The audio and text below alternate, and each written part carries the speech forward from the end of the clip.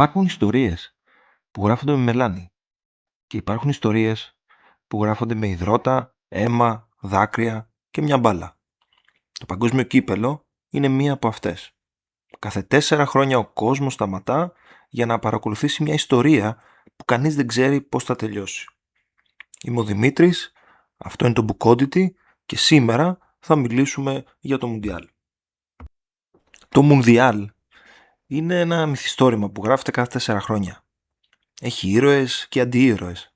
Έχει προφητείες που διαψεύδονται, outsider που γίνονται θρύλοι, τραγωδίες, σκάνδαλα, πολιτική, δόξα, προδοσίες και στιγμές που μένουν χαραγμένες στη συλλογική μνήμη. Και όπως συμβαίνει με κάθε μεγάλο βιβλίο, δεν θυμόμαστε μόνο το τέλος του βιβλίου, θυμόμαστε τους χαρακτήρες. Τον Μαραντόνα, τον Μπελέ, τον Ρονάλντο, τον Ζιντάν, τον Μέση, τον Καρίντσα. Θυμόμαστε τις ιστορίες πίσω από τις φωτογραφίες, τα παρασκήνια που δεν έδειξε ποτέ η τηλεόραση και τις σελίδες της ιστορίας που γράφτηκαν και μέσα και έξω από το γήπεδο. Σήμερα θα μιλήσουμε κυρίως για το φετινό Μουντιάλ, έτσι για την άποψή μας. Θα πούμε και κάποια πράγματα από το παρελθόν και θα αναφερθούμε σε διάφορα βιβλία που αφορούν το Μουντιάλ. Ένα μεγάλο αθλητικό γεγονός, αλλά και ταυτόχρονα και ένα καθρέφτη της κοινωνίας, της πολιτικής και της ανθρώπινης φύσης. Πριν να ασχοληθούμε με το αθλητικό κομμάτι, να πούμε λίγο δύο πράγματα για τη FIFA. Γιατί πάλι υπάρχει ο Ντόρος, ο γνωστός, υπάρχουν πάρα πολλοί που διαμαρτύρονται και λένε ότι αυτό είναι ένα βρώμικο Μουντιάλ και έγινε και αυτό το φυσικά αποτρόπαιο πράγμα και το πολύ φυσιολογικό, θα έλεγα, για όποιον ξέρει τον Τραμπ, αυτό με την κόκκινη κάρτα με τον επιθετικό της Αμερικής. Αλλά εγώ τρελαίνομαι με τους ανθρώπους που πέφτουν από τα σύννεφα και λένε ότι αυτό, ας πούμε, ή το προηγούμενο Μουντιάλ στο Κατάρ είναι από τα πιο βρώμικα Μουντιάλ. Παιδιά, η FIFA, η οποία δημιουργήθηκε το 1904, αυτό είναι μια κανονικότητα. Δεν είναι ότι άλλαξε κάτι, υπάρχει μια παρέκκληση από αυτό το πράγμα που κάνει η FIFA.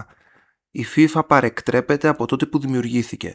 Είναι ένας οργανισμός ο οποίος λειτουργεί και συντάσσεται πάντα με αυταρχικά καθεστώτα, παίρνει κρατικό χρήμα, έχουμε γεωπολιτικό ξέπλυμα και έχουμε και θεσμική ατιμωρησία. Αυτά γινόντουσαν πάντα. Όσο και να αγανακτούν οι φίλαθλοι, οι δημοσιογράφοι και οι σχολιαστές, δεν της κοστίζει πραγματικά τίποτα. Έχει μάθει η FIFA να ζει με αυτή την οργή και ξέρει ότι αυτή η οργή δεν θα μετατραπεί ούτε σε ρήξη, ούτε θα έχει κάποιο κόστος, ούτε κάποια αποχώρηση. Η εργαλειοποίηση του ποδοσφαίρου αποκράτει με τεράστια οικονομική και πολιτική ισχύει από τότε που δημιουργήθηκε.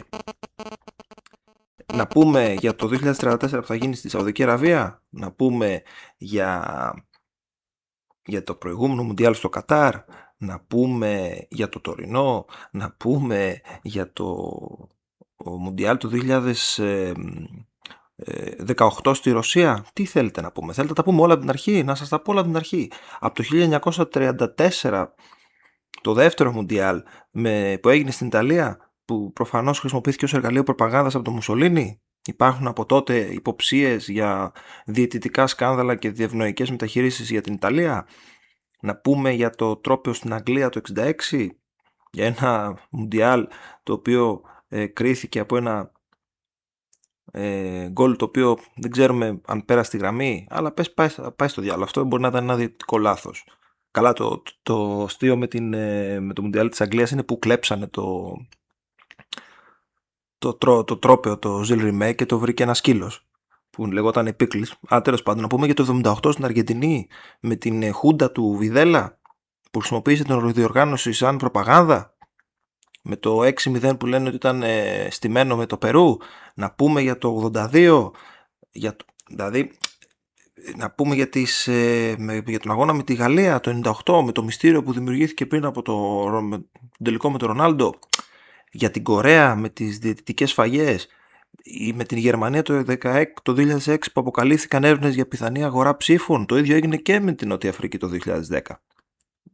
Δηλαδή, θέλω να πω, αυτά τα πράγματα συμβαίνουν από την αρχή. Δεν ήταν μια κατάσταση η οποία άλλαξε με τα χρόνια. Από την αρχή της δημιουργίας της η FIFA το κάνει αυτό και το κάνει πάρα πολύ καλά και δεν την νοιάζει τίποτα. Επίσης, αυτό που έγινε με την κόκκινη του Μπάλογκαν έχει ξαναγίνει το 1962. Ο Πογκαρίτσα, βέβαια τότε δεν υπήρχαν καν κάρτες, για όσους δεν το θυμούνται, η κόκκινη και η κίτρινη κάρτα εισήχθησαν το 1970 στο Μουντιάλ του Μεξικό. Μέχρι τότε απλά υπήρχαν παρατηρήσεις από το διαιτητή, όπου κάποια στιγμή έλεγε πέρασε έξω, ας πούμε. Πώς ήσουν στο μάθημα στο σχολείο και κάνεις φασαρέκι, σου λέει ο καθηγητής πέρασε έξω. Έτσι έκαναν οι διαιτητές. Οπότε ο Γκαρίντσα πήρε κόκκινη στον ημιτελικό και επειδή πέρασε στον τελικό η Βραζιλία, είχε τραυματιστεί ο Πελέ και σου λέει θα φύγει ο Γκαρίντσα, το δεύτερο μεγαλύτερο όνομα της διοργάνωσης, τι κατά τελικό θα κάνουμε, του σβήσανε την κόκκινη, μάλλον έγινε αναστολή. Δηλαδή δεν τιμωρήθηκε τότε, θα τρώγε την τιμωρία αργότερα. Απλά δεν μπορώ, ξέρεις, αυτή την έκπληξη ότι τώρα ξαφνικά τα πράγματα είναι θολά, είναι γκρίζα, είναι μαύρα, ότι τώρα άρχισε να εξαγοράζεται η FIFA.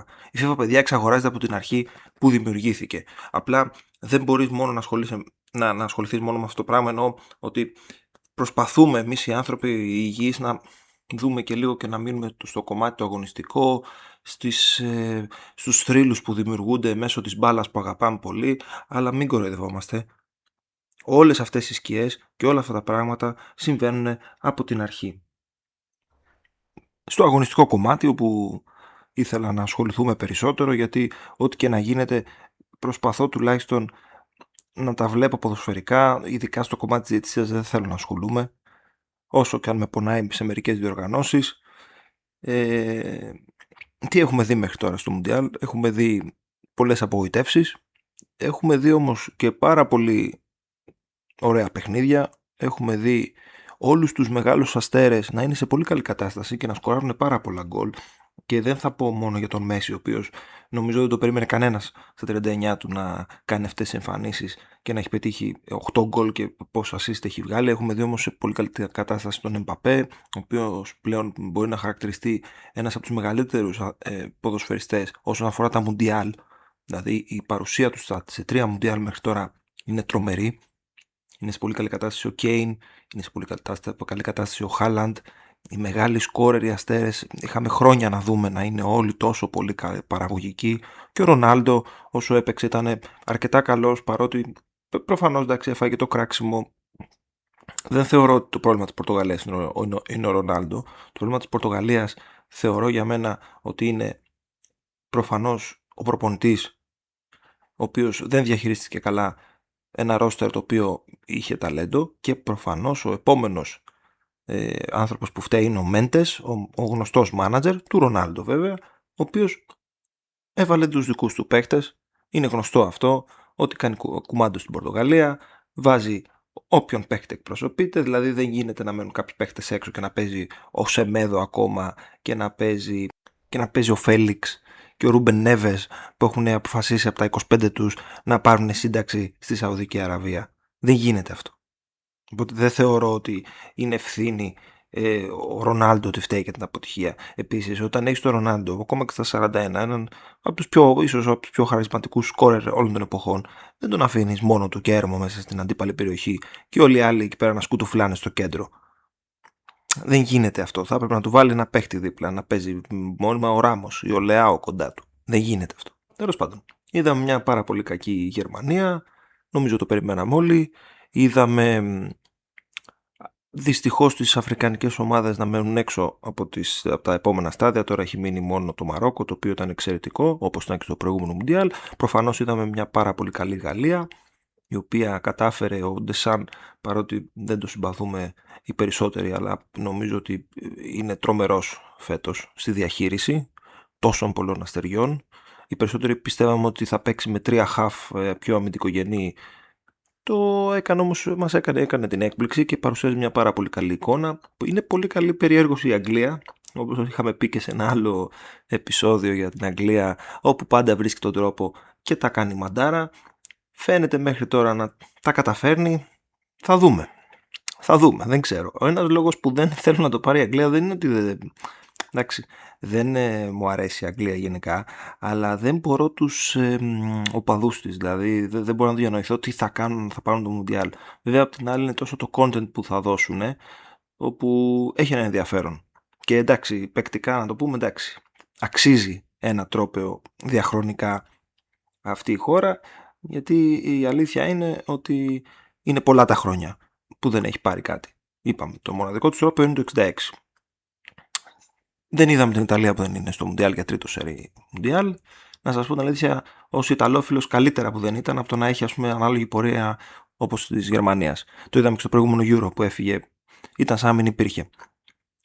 Οπότε καλύτερα από το ότι βλέπουμε. Είδαμε μια κακή Ολλανδία με ένα τραγικό προπονητή. Όσο καλός παίκτης ήταν, τόσο χάλια προπονητής είναι και θα είναι.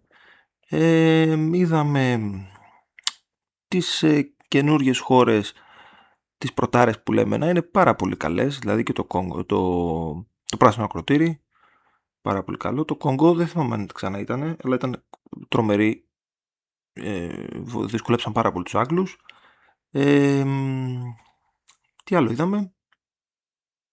Τώρα έχουμε φτάσει στους 8 που γράφουμε το επεισόδιο. Ξεκινάει η οκτάδα. Φυσικά είδαμε τους Νορβηγούς, οι οποίοι αποκλείσαν τους Βραζιλιάνους, οι οποίοι για άλλη μια φορά τα κάνανε μαντάρα.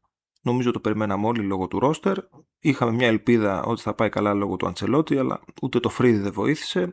Και να σταθώ λίγο στη Βραζιλία, γιατί ξέρεις τώρα, επειδή είναι άλλη μια αποτυχία της Βραζιλίας, η έκτη σερή φορά που αποκλείεται από ευρωπαϊκή ομάδα και η πρώτη φορά μετά το 1990 που μένει εκτός οχτάδας. Τότε έμεινε εκτός οχτάδας από την Αργεντινή του Μαραντόνα, η οποία Αργεντινή σε εκείνο το μάτς ήταν να φάει 4 γκολ και έκανε μια προμενάδα ο Ντιέγκο στο 85, βγάζει μια κάθετη με το δεξί, τη βγάζει τον Κανίγια, περνάει και τον τερματοφύλακα. Έτσι βάζω τα γκολ, Έντρικ, περνάς τον τερματοφύλακα. Δεν πας να μου πλασάρεις αμαλάκας. Είσαι και Βραζιλιάνος, έχεις δει το φαινόμενο. Τριπλάρεις εκεί πέρα. Τέλος πάντων, και αποκλείστηκαν. Η Βραζιλία δεν ήταν καλή. Απλά υπάρχει αυτή η κουβέντα που μου σπάει τα νεύρα, γιατί εντάξει, έχουμε πει για την νοσταλγία, έχουμε πει πράγματα, αλλά πραγματικά δεν έχει παίκτες αυτή την φορά. Δεν έχει τους μεγάλους παίκτες του παρελθόντος. Απλά υπάρχουν πάρα πολλά άρθρα που λένε ότι η Βραζιλία του 2002, η ομαδάρα αυτή, παιδιά, η Βραζιλία, και επίσης που λένε ότι για το ποδόσφαιρο που έχει αλλοιωθεί της Βραζιλίας και δεν παίζει μπαλάρα.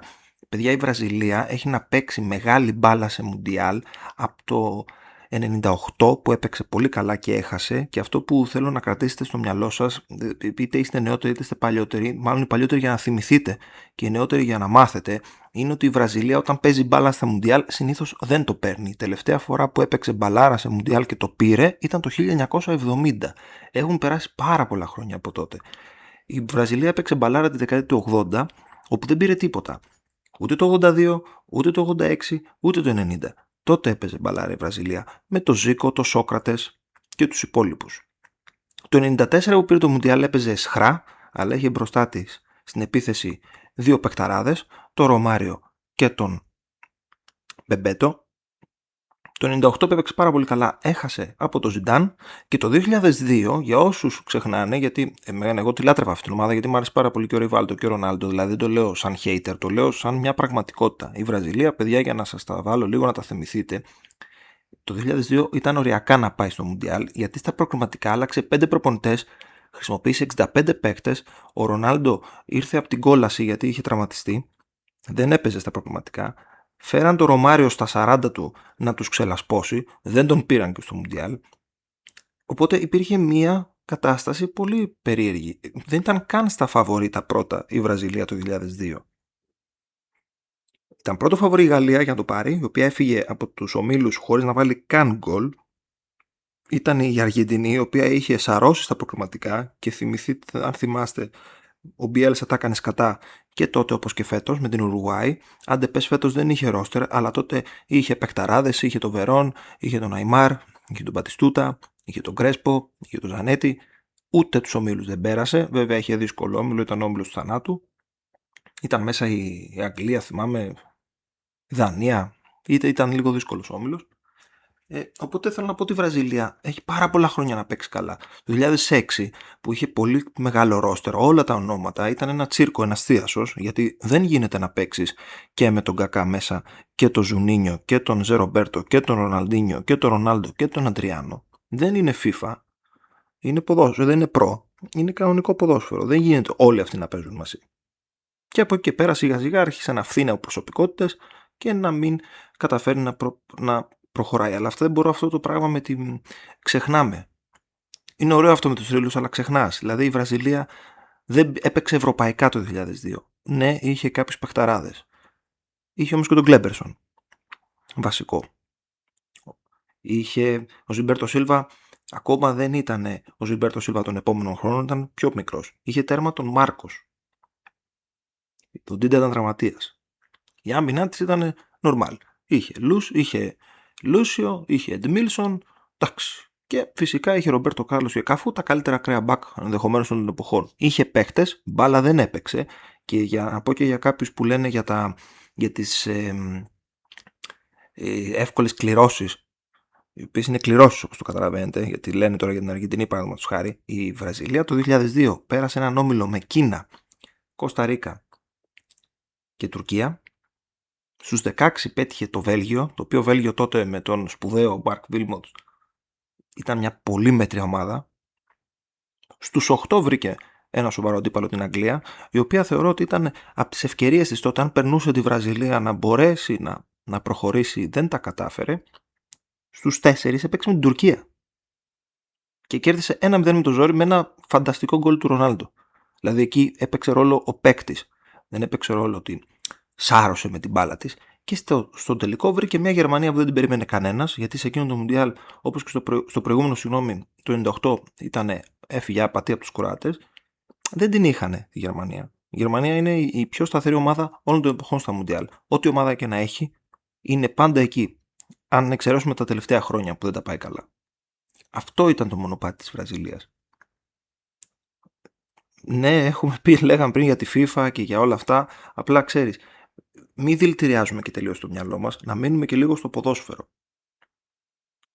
Γιατί αν όλα τα θεωρείτε στην πένα, που μπορεί και να είναι, μπορείτε να τα παίζετε στο στοίχημα για να βγάλετε λεφτά. Όπως παραδείγματος χάρη στο χθεσινό μάτς που έγινε μια ανατροπή με κάποια ενδεχομένως διαιτητικά λάθη, εφόσον ήσασταν τόσο σίγουροι ότι θα περάσει η Αργεντινή, θα μπορούσατε στο 2-0 να ποντάρετε υπέρ της Αργεντινής και να βγάλετε λεφτάκια.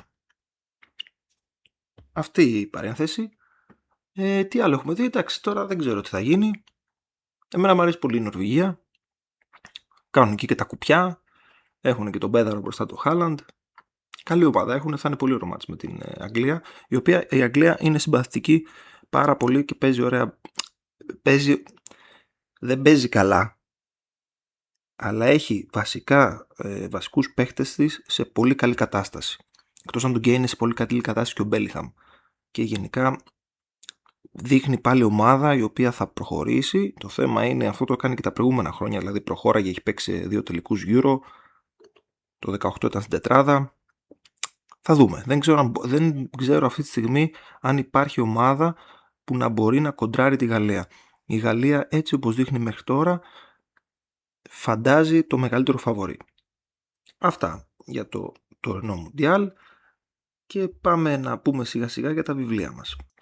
Θα μιλήσουμε για τα 2 αγαπημένα μου βιβλία που έχουν σχέση με το Μουντιάλ και είναι το ένα του Σάιμον Κρίτσλεϊ που λέγεται «Τι σκεφτόμαστε όταν σκεφτόμαστε το ποδόσφαιρο». Είναι ένα εξαιρετικό βιβλίο. Και το δεύτερο είναι φυσικά το αγαπημένο του Εντουάρδο Γαλεάνο, «Το ποδόσφαιρο στη σκιά και στο φως». 2 εξαιρετικά βιβλία τα οποία όλοι οι ποδοσφαιρόφιλοι και μη πρέπει να τα διαβάσετε, γιατί δεν μιλάνε μόνο για το ποδόσφαιρο.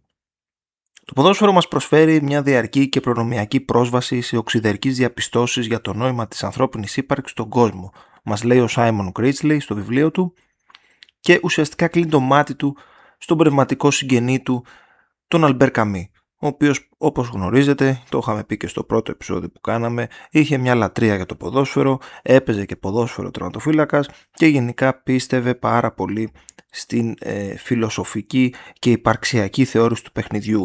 Οι 2 αυτοί στοχαστές συναντιούνται σε αυτή τη γραμμή. Όλα τα δεδομένα της αγωνίας της ύπαρξης, από την αμφιβολία μέχρι την πίστη, ισχύουν και στην περίπτωση του ποδοσφαίρου, το οποίο, όπως υποστηρίζει ο Κρίτσλεϊ, οφείλει την υπόστασή του στην αναπαραγωγή, στις αστήρευτα επινοητικές πράξεις μίμησης. Ακόμα όμως αν η φαινομενολογική του μέθοδος ακούγεται σύνθετη, υπάρχουν τα απτά, τα βιωματικά παραδείγματα από τη διαδρομή του ίδιου, ο οποίος ήταν οπαδός της Λίβερπουλ, για να μας εξηγήσει τι σημαίνει να παρακολουθείς ποδόσφαιρο. Είναι σαν να βλέπεις, μας λέει, την πιο αηδιαστική και τρομακτική εκδοχή του κόσμου μας. Το γνώριζε καλά και ο Ρομπέρτο Μπολάνιο όταν παρομοίαζε την περιήγηση στον κόσμο του ποδοσφαίρου με λογοτεχνική περιπλάνηση. Το γνώριζε ο Χούλιο Κορτάσαρ που στα περίτεχνα διηγήματα του έπαιζε ταυτόχρονα και αριστουργηματικά με τη στρογγυλή θεά και τη γλώσσα. Γενικά τα βιβλία για το ποδόσφαιρο και των δύο ξεχωρίζουν όχι μόνο για τον όγκο των πληροφοριών τους, αλλά επειδή το αντιμετωπίζουν το ποδόσφαιρο ως την παγκόσμια γλώσσα των φτωχών, των αποκλεισμένων και όλων όσων έμειναν στο περιθώριο της ιστορίας. Και φυσικά οι συγγραφείς της Λατινικής Αμερικής γενικά δύσκολα μπορούν να αποσπάσουν το έργο τους από το ποδόσφαιρο. Γιατί εκεί πέρα συμπυκνώνονται πολιτικές συγκρούσεις, δοξασίες και όνειρα ενός κόσμου που είναι διαρκώς σε αναβρασμό. Για τον Ουρουγουανό συγγραφέα τον Εδουάρδο Γαλεάνο που αγαπάμε πάρα πολύ, το ποδόσφαιρο υπήρξε ταυτόχρονα κοινός τόπος αναφοράς, πεδίο ελευθερίας αλλά και κοινωνικός καθρέφτης. Δεν αναλύεται το παιχνίδι, δεν αναλύεται απλώς μέσα από τους ποδοσφαιρικούς αγώνες και το σκορ, αλλά με τους κανόνες και της ομορφιάς και της ύπαρξης. Και είναι ένας ωραίος τρόπος για να μιλήσει κανείς για την αξιοπρέπεια, την αδικία, τη χαρά και την ελπίδα των ανθρώπων σε μια άλλη μορφή ανάγνωση του κόσμου που ενίοτε φτάνει στο ύψος της αποκάλυψης. Επίσης ο Γκαλεάνο δεν μπορούσε να παίξει ποδόσφαιρο και κατέληξε να παρατηρεί τα παιχνίδια, όπως ακριβώς έπαθε και ο Καμί που τραυματίστηκε ή ο Μπόρχες. Και παρότι γνώριζαν όλοι ότι το ποδόσφαιρο είναι ένα θλιβερό παιχνίδι από το πηγαίο στο αναγκαίο. Και μέσα στο ποδόσφαιρο κατάφεραν να φωλιάσουν κάθε λογή συμφέροντα. Το ποδόσφαιρο της Αλάνας, του θαύματος που παραδόθηκε σταδιακά στο μεγάλο κεφάλαιο, στα πολιτικά συμφέροντα όπως λέγαμε και πριν, στους τεχνοκράτες που μετέτρεψαν ένα παιχνίδι ταχύτητας και δύναμης να αποπαρνείται τη χαρά και σιγά σιγά να αρχίζουν να σκοτώνουν τη φαντασία και να απαγορεύεται γενικά η τόλμη. Ο Γκαλεάνο γενικά, προτού έρθει η τεχνολογία και τα πολύπλοκα συστήματα και η υπερανάλυση, το είχε δει αυτό λίγο πριν φύγει από τη ζωή, αλλά και πίστευε πάντα ότι το παιχνίδι βασίζεται στον παλμό και στο σώμα. Ότι γενικά καμιά στατιστική και καμιά καλοκουρδισμένη διάταξη δεν μπορούν να αντικαταστήσουν το άγγιγμα της έμπνευσης τη στιγμή που εμφανίζεται απρόσκλητα και αλλάζει έναν αγώνα. Ενδεχομένως αλλάζει και για λίγο την ίδια τη ζωή. Αυτές τις στιγμές που το ποδόσφαιρο συνοδεύει με τη μαγεία. Ο Chris λέει γενικά επιμένει ότι παρά τις αλλαγές το ποδόσφαιρο δεν απομακρύνθηκε ποτέ από τη μήτρα του. Εδώ έχουμε μια αλλαγή, μια διαφορετική αντίληψη. Ο Chris λέει θεωρεί ότι ποτέ δεν απομακρύνθηκε από τη μήτρα του, που είναι, λέει, το αρχαίο θέατρο. Παίζεται με τους ίδιους κανόνες και περιέχει τα ίδια στάδια λύτρωσης, πόνου, χαράς αλλά και τρόμου. Γενικά πιστεύω ότι αξίζει πάρα πολύ να διαβαστούν και τα δύο βιβλία. Το βιβλίο του Γκαλεάνο αναλύει σε βάθος και τη στενή σχέση του και την περιπετειώδη ζωή του και φωτίζει παράλληλα και την πολιτική ταυτότητα που είχε και τη δημοσιογραφική του ταυτότητα. Είναι ένας συγγραφέας ο Γκαλεάνο ο οποίος ποτέ δεν φοβήθηκε να καταγγείλει τη διαφθορά και το ψέμα, τα πράγματα που συμβαίνανε στη Λατινική Αμερική. Μιλήσαμε και για τον Γκαλεάνο όταν κάναμε το επεισόδιο με την απεικιοκρατία και γενικά ήταν μια φωνή πολύ γενναία και τίμια, από αυτές που λείπουν τα τελευταία χρόνια. Ένας άνθρωπος ο οποίος συνοπήρε συνέντευξη από τον Τζε Γκεβάρα το 1964, από τον Ραούλ Σεντίκ που ήταν ηγετική μορφή του Παμάρος. Ο Γκαλεάνο γενικά ήταν ένας άνθρωπος που δεν ήθελε να σωπαίνει, πάντα ήθελε να μιλάει, πάντα ήθελε να διαμαρτύρεται, να γράφει για τα κακό κείμενα, του άρεσε πάρα πολύ το ποδόσφαιρο. Η λογοτεχνία του Γκαλεάνο και το βιβλίο είναι ένα κολάζ από μικρές και περιεκτικές ιστορίες. Μας μιλάει για διάφορες αφηγήσεις του και μας κουβαλάς μαζί του, κουβαλάει το βιβλίο πολλά αποστάγματα γεγονότων και διάφορα αποτυπώματα ανθρώπων. Όπως λέει ο ίδιος, ήταν πολύ κακός ποδοσφαιριστής, αλλά πάρα πολύ καλός θεατής. Και ο Γκαλεάνο έχει αυτό το καλό ότι επιστρέφει πάντα στον απλό φύλαθλο. Στην αυτοσχέδια μπάλα, στο χωμάτινο γήπεδο που η φαντασία ισοπεδώνει όλες τις ανισότητες. Γι' αυτό αγαπάμε και το ποδόσφαιρο, γιατί εκεί μπορεί να κερδίσει και ο πιο αδύναμος, μπορεί να κερδίσει και μια ομάδα η οποία δεν έχει τόσα λεφτά. Δεν παίζουν ρόλο όλα αυτά μέσα στο γήπεδο. προφανώς καταγγέλει την εμπορευματοποίηση του ποδοσφαίρου και την απρόσωπη τεχνοκρατική του διάσταση με τα χρόνια και φυσικά μιλάει για το Μουντιάλ, όλα αυτά τα πράγματα που λέγαμε πριν για τη FIFA, όπου σιγά σιγά πέρασε στην σταδιακή, στη βιομηχανία των χορηγών, στους διαφημιστικούς κολοσσούς και γενικά στα παρασκήνια, και γράφει συγκεκριμένα ότι όταν ένας αστέρας καθυστερεί δένοντας τα κορδόνια του, δεν είναι από αδεξιότητα, αλλά από υπολογισμό. Επιδεικνύει τη μάρκα του παπουτσιού στα πόδια του, είτε είναι Adidas, είτε Nike, είτε Reebok, μας γράφει στο βιβλίο. Όλοι όσοι θέλουν να κατανοήσουν τι σημαίνει πραγματικά Μουντιάλ, ότι δεν πρόκειται για μια απλή διοργάνωση ποδοσφαιρική, αρκεί να διαβάσουν, πιστεύω, αυτό το βιβλίο.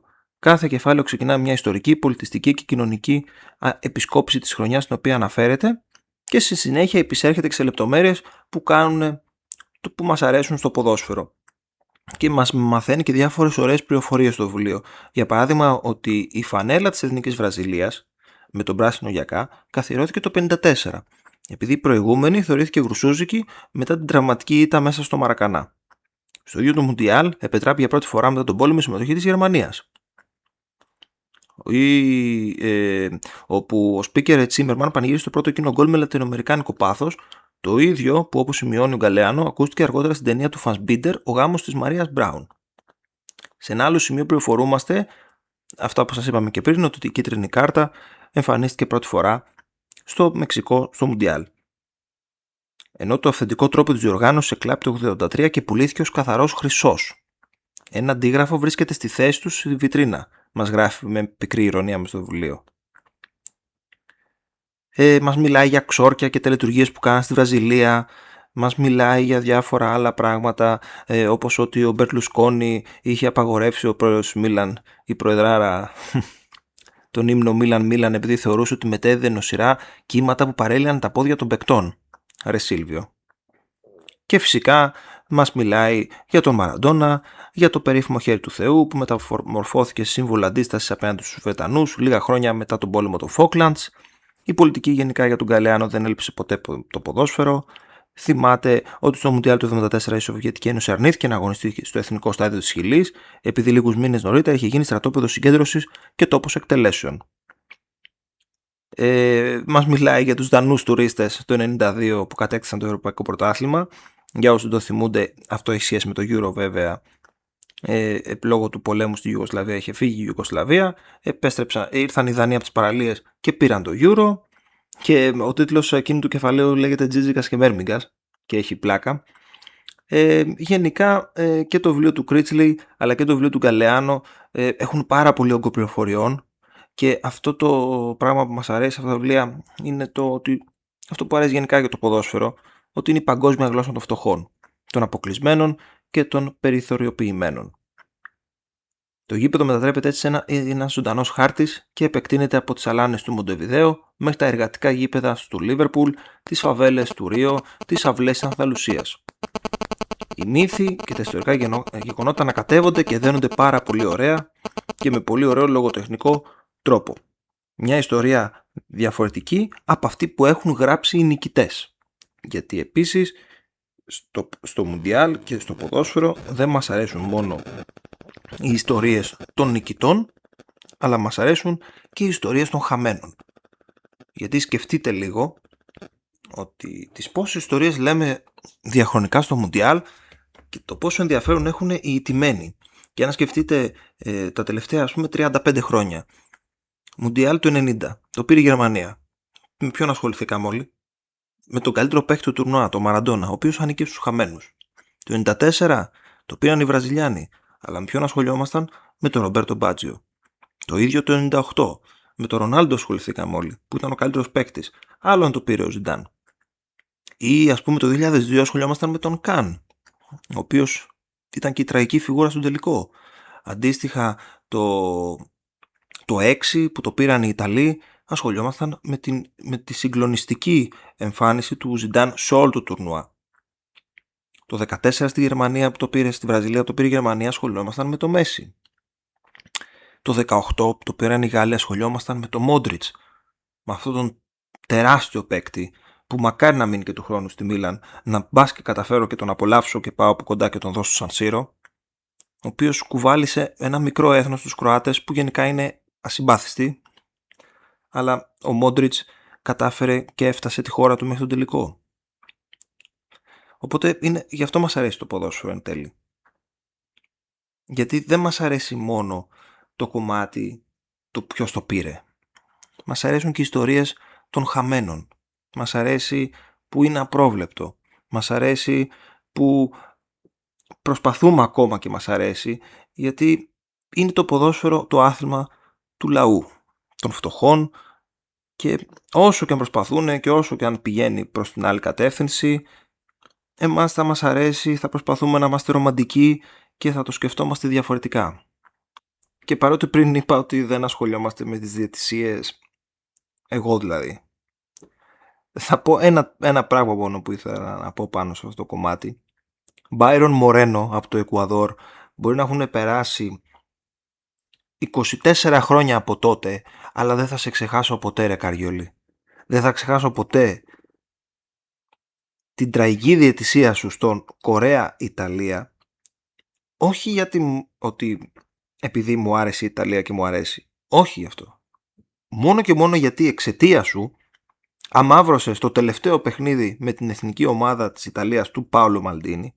Δεν έχω ξαναδεί τον Μαλντίνι, τον πρόλαβα πάρα πολλά χρόνια και τον είδα live. Δεν έχω ξαναδεί τον Μαλντίνι να είναι έτοιμος να ορμήξει σε άνθρωπο, σε διαιτητή. Κατάφερες και αμαύρωσες το τελευταίο του αγώνα και έκανες αυτά τα έκτροπα, όπου αποκαλύφθηκε μετά ότι μάλλον ήσουνα διεφθαρμένος. Η ιστορία του μετά το Μουντιάλ κατέληξε στη φυλακή με ναρκωτικά και αυτά. Σου εύχομαι τα χειρότερα. Να βλέπεις τον ύπνο στο Μαλντίνι, τον Παυλάρα, που του γάμισε το τελευταίο παιχνίδι. Είναι το μόνο πράγμα που θέλω να σχολιάσω πάνω για τη διαιτησία. Να βγάλω τον πόνο μου, γιατί αυτό που λέμε όλοι, ποια είναι τα αγαπημένα στο Μουντιάλ, προφανώς όλοι μας λέμε τα Μουντιάλ όταν ήμασταν πιτσιρίκια. Προφανώς. Τι θα πούμε, όταν είμαστε μέσα στις δουλειές, δουλεύουμε 12 ώρες και πάμε και βλέπουμε ένα μάτσο το βράδυ, δεν έχει καμιά σύνδεση αυτό.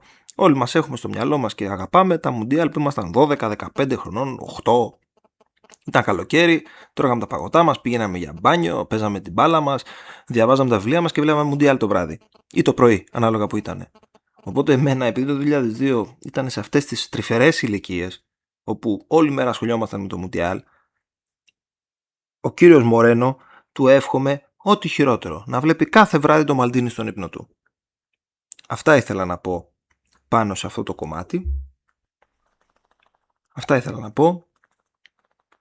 Να πάρετε να διαβάσετε τα βιβλία του Γκαλεάνο και του Κρίτσλεϊ, είναι εξαιρετικά και δεν αφορούν μόνο, όπως σας είπα, το ποδοσφαιρικό κομμάτι. Είναι πάρα πολύ ωραία κοινωνικοπολιτικά βιβλία. Έχει βγάλει και ένα ωραίο βιβλίο ο Χρήστος Σωτερακόπουλος, το οποίο τώρα δεν θυμάμαι τον τίτλο, το οποίο τα έχει όλα μαζεμένα σε μορφή κόμικ, και αυτό είναι ωραίο, αν το γκουγκλάρετε θα δείτε. Μιλάει για το ποδοσφαιρικό κομμάτι, για την ιστορία των Μουντιάλ. Αυτά από εμένα. Θα τα πούμε την επόμενη εβδομάδα με καλεσμένη έκπληξη, και θα τα πούμε. Να είστε καλά. Γεια σας.